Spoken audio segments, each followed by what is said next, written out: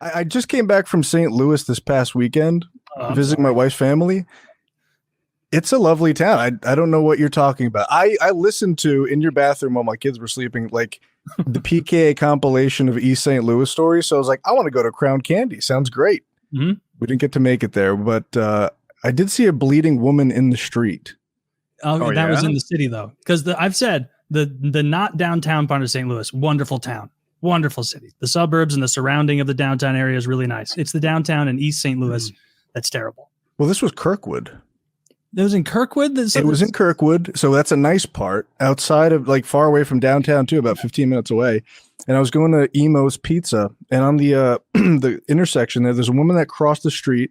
She was wearing, like, athletic gear, so she wasn't homeless. She wasn't a friend of Matty's, if you know what I mean, with her lifestyle. And so she looked like she was jogging, and then her face was busted open, like her whole orbital bone was bloody. Oh my goodness. And I rolled my window down. I said, do you need help? And she said, can I? And I immediately thought, have money. But she said, give me a ride to the urgent care. But I was like, I don't know if this is like a St. Louis trick. You fell for the old. Not out of there.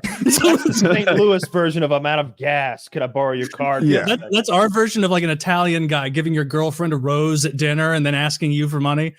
We bloody a woman and put her in the road in the suburbs. Yeah, that's your 3-card Monty. Dude, that sucks. Kirkwood is nice. When that guy came up to us begging for money, this is one of the Paxes, I think. Yeah. I need to go to urgent care. My hand is swollen.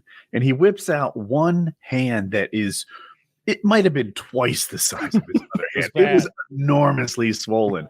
And he just needed $20 for a cab. And I gave it to him because I'm dumb. Is this some sort of well-known we all gave him something. Oversized hand thing? No, we all sounds real. Gave him something. I think Joe I can't remember if Joe gave him money or if Joe was like, hey, I got you. That's the old swollen hand trick. The old swollen hand trick. You fell for it. Hook, line, and sinker. Like, I can't remember. Hand. I don't think he had like a doll hand coming out of his coat. No, maybe he's banging his own hand up though to not only get our dollars but also get the pills when he does get to emergency care. The real scam I've seen multiple times when I lived closer to the city was homeless people who would every time say they were a veteran, which that part, it's a good career to choose if you're going to lie. It's believable that they're a homeless veteran, but then always it would be that their car broke down far away or that their family needed to get put up in a hotel for the night because something happened. And the family's never there. The car is never visible, but they need $20 to $25. A good choice. Why are you suggesting that America's fighting forces are losers? Well, this guy's fibbing about it, Woody. I could tell. You said it was believable that veterans would be homeless. Oh yeah, like if he looked like a veteran. But this guy, it was like you have a lot of missing teeth, and you're leading me to believe that did you lose these teeth on the way from Charlie took them. This sad family event happened. You smoked meth for 10 years on the way here, and then you're asking for $20 from me right now on the way here. Yeah, come on, Brian. Why did you think her face was bleeding? Why was it cut up? Do you think it was a knife, a bottle, a punch? I asked her. So I like compulsively lowered my window just because I care for my fellow man. And I said, I'm like, goodness, are you okay? She said, I tripped. So I don't know. I think she's lying. Was she old? On the ground. I think she might have been lying. Huh? Was she old? She was like 45 or something like that. Okay. Not old enough to be taking a tumble like that. Yeah, that's not trip and fall, hit face first. I was this early in my career. I was manager, accounts payable and receivable at this construction company. And I was behind. So we hired a temp to help me do this filing. And she shows up and her face is cut from like nose to ear. She had gotten into a fight. And each of them were armed with broken bottles. This woman was so ghetto. Hey, what happened? Bottle fight. You know how it is. Yeah, it was like the night before. Like it was so fresh. It's still open. It was she wasn't very good at filing. What did you do? You're like, oh my goodness, that's horrible. I pretended like get to work? A regular person. Like, all right, so these are the files. This is the alphabet. Go get some. Just so you know, no glass allowed in here. Yeah. I need you to take a look at these accounts. Pay bull. Where's your recycling bin? Yeah. I've got a couple of shards to throw away. You ever seen somebody get hit with a bottle or glass? No, I never have. I don't. Not in person. Movies. I mean, on the internet. My roommate would smash bottles on his head. Like he said there was like a technique to it, and he'd take a beer bottle, he'd whack himself on the head, and it would break just Was right. that the crazy Ukrainian guy? Close Latvian, enough, something like that? Lithuanian, but yeah, he could like crack him on his head, and it was like so impressive to me as a 19-year-old. It was like the coolest thing I'd ever seen, and I would try to do it, but I wouldn't commit fully. And apparently, you have to really.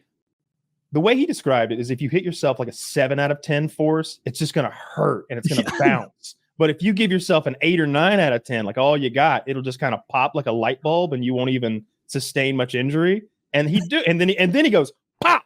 And he pops one, and he's like, and he'd also do this thing where he puts cigarettes out on his tongue. And he said the same thing. He's like, if you hesitate, it'll burn you. But if you just put it right out, it just to a 19-year-old, that's the coolest guy. no idea. If I met like someone my age who was doing that, I'd get away quickly. But at 19, you're like, man, this guy's. He doesn't. That's my hero. Hurts himself. That's probably what that woman in St. Louis did. She'd give it like a 6 or a 7. Yeah. What I was trying to be cool. I gave it a 6. High School Me has the same story, Kyle. But we didn't know anyone who broke bottles over the head, but we had heard that it was possible. So we would hit ourselves in the head with beer bottles and never succeeded in breaking any of them. But I wanted to ask you about your St. Louis time, because people don't often visit St. Louis. So that's true. You have Arch there. That is true. Well, we have the Arch there, but we did the Arch. The woo. You make it sound haunted. He spent a week there at the Arch. That's all, dude. I book 10 days in the downtown Ritz and just enjoy the Arch. I have questions about the Arch because all right. So in my genius mind, there's an elevator in the Arch, and when you get to the top, it's sideways. That's what I Everyone's on their side. Is that how it works? You're not on your side. You're in a little. Zach showed a picture of it before. You're sitting in a pod, and there are little seats, like at the little bank. white seats. It looks like it was made in the 50s. Probably was. And then it you all sit down, and it sends you up, but you're always facing up in your seat. But when you get off and you're walking around the top of the Arch, it's all wonky and slanted. And so they designed it upside down. Not flat. They designed the Arch upside down to determine the ideal shape of it. When they use chains, so they hang the chain, and then they make a model that's based on the angle of the chain that the Arch it's created, and then they invert it, of course, to find the perfect shape. Interesting. Yeah, I saw how they did it. Missile defense system that's on it. Oh, you went to the park they built down there, and I haven't even been. Yeah, we saw the whole how it was made and everything like that. It's made by the same guy who did the TWA museum in JFK. So it looks like Men in Black. So I had a fun time with that. It's really it was super impressive, very nice. They redid the museum downstairs, but there was, Taylor, there's like a little pond, sort of circular water pond thing in front of the museum. Yeah, they beautified it. So are you supposed to be bathing in that thing, or is that? It's not. It's frowned upon. Okay. Was it a homeless? No. So this is what's weird is this is the second time that normal looking people were doing something you would expect an East St. Louis to do. Yeah. They were like her. It was like a woman, again, 40. Maybe that's the breaking point for St. Louis women. That's what Gen X will bathe anywhere, I guess. Yeah. And with her kids like splashing around this pond. And I was like, is that a thing you can do? I'm new in town. I don't know. Zach, can you find me a picture of this pond? I'm having a hard time imagining a woman and her children playing in a pond. I'm picturing a cesspool behind the filthy, I'm picturing a shopping mall water fountain with blue water and a little. Oh, that's way nicer. I'll have you know, no Kyle, chlorine in this thing. It used to be like that, and they fixed it. Oh, no, it wasn't that. This is it from just a great angle. CGI. It's so much bigger than you think it is. There we go. Believe it or not, it's not that one. It was literally, it's on top of concrete. So like there's a concrete sort of man-made circular area that water is there. It's like, I guess like a pond fountain sort of thing. Find the correct pond, Zach. Doesn't matter. It's just throwing me off a little, Taylor, because I got to admit, as I look at this thing, it's pretty beautiful. Dude, the arch is the coolest monument I've seen man-made. Why don't you build anything else in the general area though? It's like all by itself there, like one of those North Korean monuments. So it's a park. So like that at the base of it now, I think this might be an old picture. I don't know if the park's down there yet. But yeah, there's like a rule that they can't make buildings taller than the arch in the city. Photoshopped out all the house fires. Yeah. Ryan, are you local to the Mississippi River? Like, do you see it all the time?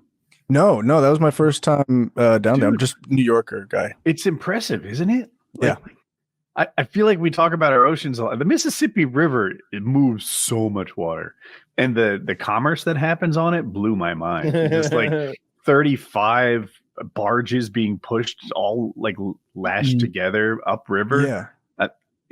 Machines could do that? Like, I want to do one of those riverboat casinos. Cool. That sounds we got those. Experience. Oh yeah, you do. Like in you know, I never watched the end of Ozarks. I didn't watch the last episode. Why? I'll tell you why. Like I love that show so much, and once it's over, it's over. And right now, it's like a book that I haven't closed yet. It's still open on the desk over there, and until I finish that last page and close it, it hasn't ended. You should. Like, that's the best show Netflix has done in years. I know. I loved it, and I still don't know how it ends. I have no. It's such a weird thing that St. Louis. Sorry, no, it's just that it blew my mind because it's like an underrated. It's not Boston. It's not Chicago. It's not LA. It's not New York. But it's really an understated city. But like when you kind of uncover how like the history of it and stuff like that and the significance, it's a great. Like I really fell in love with it, and the food is. I guess they got. Sorry, Taylor, but there's not much to do. Yeah. Just make a lot of good food. The freaking. We have a ton of Italians here.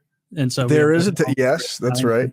But Lion's Choice is like a better Arby's, and I love Arby's. Oh, I've been telling these guys that for years. It's Kyle true, will guys. defend Arby's. No, I won't defend Arby's.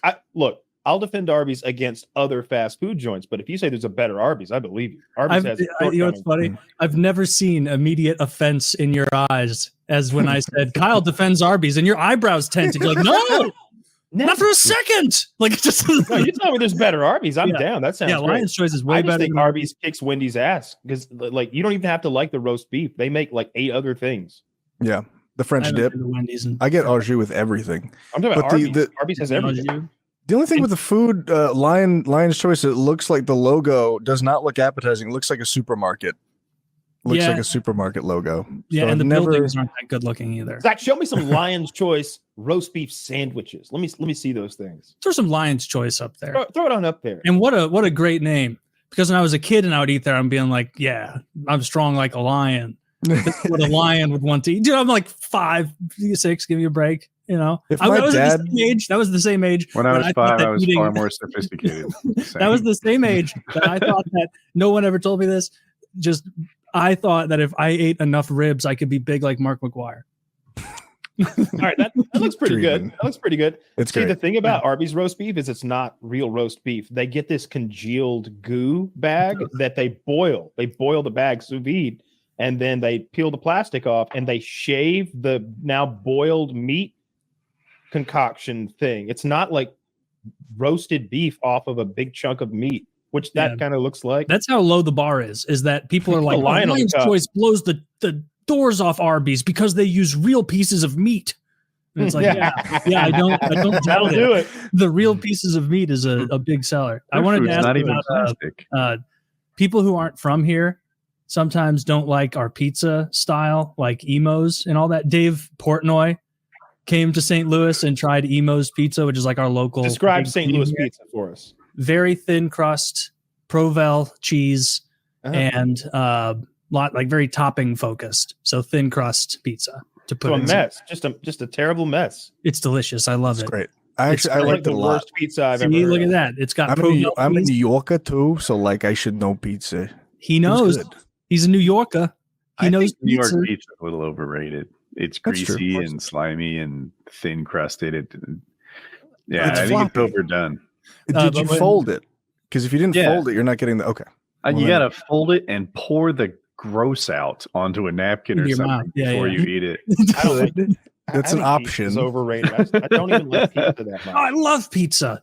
I hate that you said that. I really don't. Like if I could totally eliminate pizza for the rest of my life and not ever Love care. it. Like, Please don't. I definitely want a good cheeseburger every now and then, but pizza, like I could never eat pizza again for the rest of my life and be fine. Well, you're on a health journey.